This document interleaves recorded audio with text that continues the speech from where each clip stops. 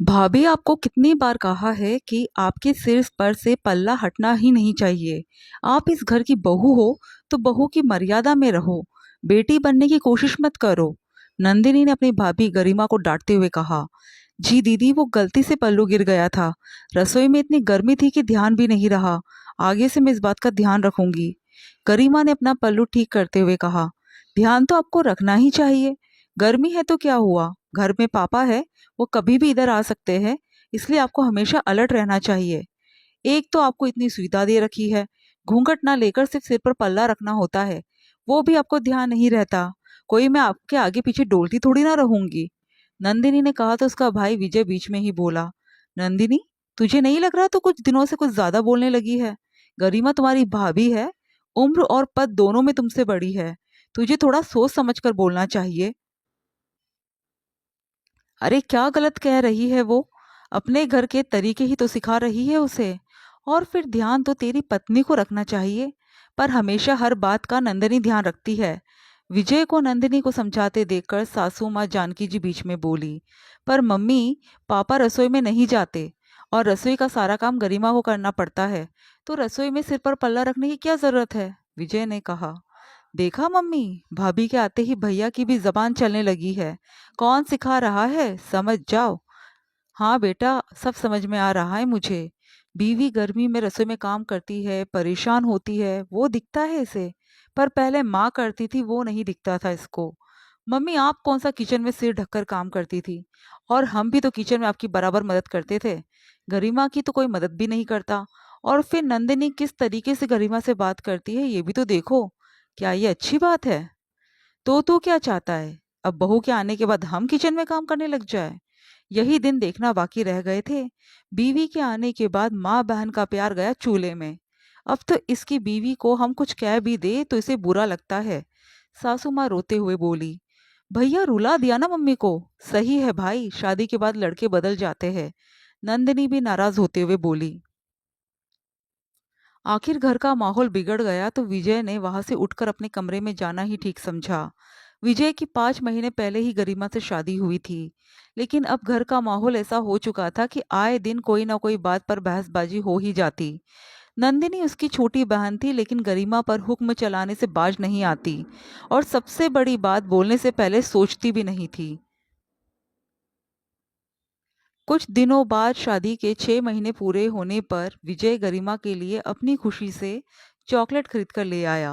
और उसने घर में ये बात किसी को बताई नहीं। दूसरे दिन नंदिनी ने डस्टबिन में चॉकलेट का रेपर देखा तो हंगामा कर दिया।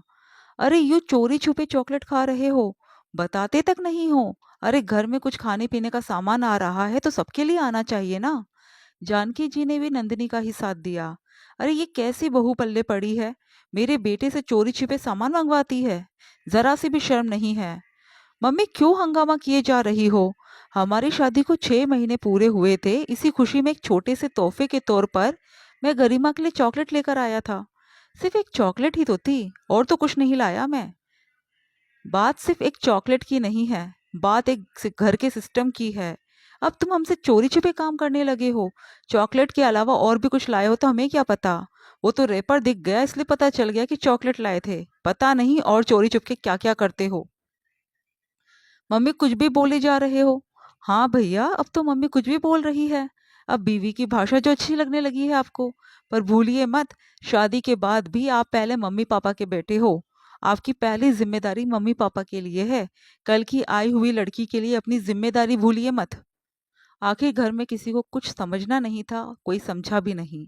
गरिमा भी आंसू बहाकर रह गई। विजय ने समझाया कि एक ना एक दिन सब कुछ ठीक हो ही जाएगा। आखिर मम्मी तो नंदिनी के बहकावे में आकर ये सब करती है। जब नंदिनी की शादी हो जाएगी तो सब कुछ ठीक हो जाएगा। वक्त यूं ही चल रहा था। आज ननद की शादी हो चुकी थी और शादी के 4 महीने बाद वो अपने मायके आई हुई थी। सब लोग साथ बैठे थे, तब नंदिनी ने कहा। क्या बताओ मम्मी, मेरा पति तो पूरा श्रवण कुमार है। अपनी माँ की ही भाषा बोलता है। सही गलत में तो फर्क करना ही नहीं जानता। मुझे तो इस 4 महीने की शादी में ये भी याद नहीं कि उसने अपनी मर्जी से मुझे कभी फूल भी लाकर दिया हो। जानकी जी के बोलने के पहले ही विजय ने कहा। अरे ये तो बड़ी खुशी की बात है कि तेरा पति अपनी माँ को सबसे ऊपर रखता है।